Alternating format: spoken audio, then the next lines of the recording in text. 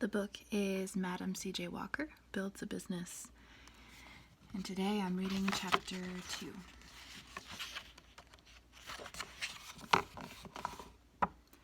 Lavinia took all that Sarah owned and put it in the middle of a scratchy wool blanket on their parents' bed.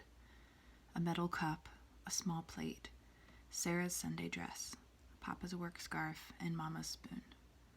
These few belongings were all that was left now that Sarah's parents had passed away. As Lavinia was about to tie the blanket into a sack to make it easier to carry, Sarah grabbed Papa's work scarf and held it to her nose. It smelled like his sweat after a long day's work, thick and earthy. The scent brought fresh tears to Sarah's eyes. At 8 years old, Sarah became an orphan and had to leave the only home she'd ever known to live with her older sister, Lavinia, her brother-in-law, Jesse, and her baby nephew, Willie. Sarah had barely sat down her sack in her new home when Jesse stood over her. She felt a shiver travel down her spine. "You can stay here, but you're going to earn your keep," Jesse told her. "You will clean the house, cook breakfast, pick cotton, and watch your nephew. You can find washing work in town, too." Doing laundry was the hardest job of all. Every morning, Sarah carried clothes to the river and scrubbed them clean against a wooden washboard. Then she struggled up the slope with the wet clothes weighing on her small body. She reached up high to pin them on the clothesline to dry. The next day, she had to do it all over again. On Sundays, Sarah felt a little spark of joy when she got to see her brothers at church. Even then, they only managed a quick hug after service. Jessie snapped at her to hurry up so that she could get her chores done. James bristled when he heard the impatience in Jessie's voice. "Stay strong, little sister," he whispered. The pennies Sarah earned didn't seem to make up for the fact that the work was getting scarce in their small town. The family hoped to make a better living in nearby Vicksburg, Mississippi. They moved, but life wasn't much different, Sarah realized. "Sarah!" Alexander tugged Sarah into a warm hug. All of Sarah's brothers had moved to Vicksburg, too. Alexander had a good job at a grocery store, stocking shelves, mopping floors, and helping customers with heavy bags.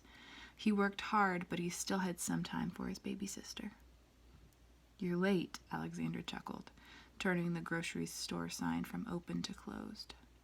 Sarah grinned and grabbed his hand. "Come on, let's go." Brother and sister stepped out into the sunlight.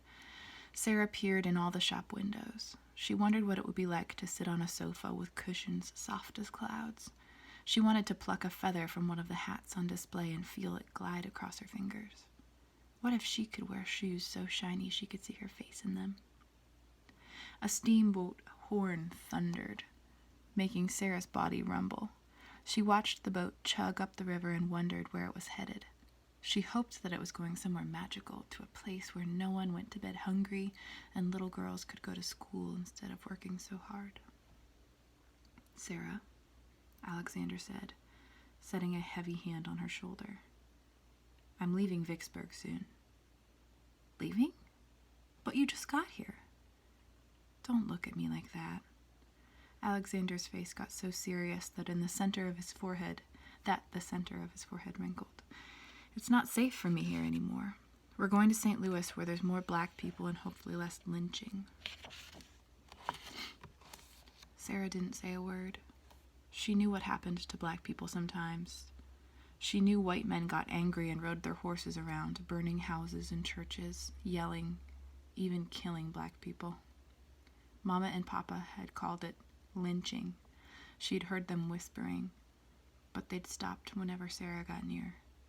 They hadn't wanted her to know about those things. "Come on, little sis." Alexander's voice got soft and low as he tugged her along the riverbank. "Let's get something from the sweet shop. What would you like?" "Peppermint?" Sarah asked in a small voice. "Peppermint it is." A few weeks later, Alexander, James, and Owen headed to St. Louis, Missouri, to find work in a barber shop. Her brothers all kissed Sarah goodbye and promised to write. But her heart ached, just like when Mama and Papa died.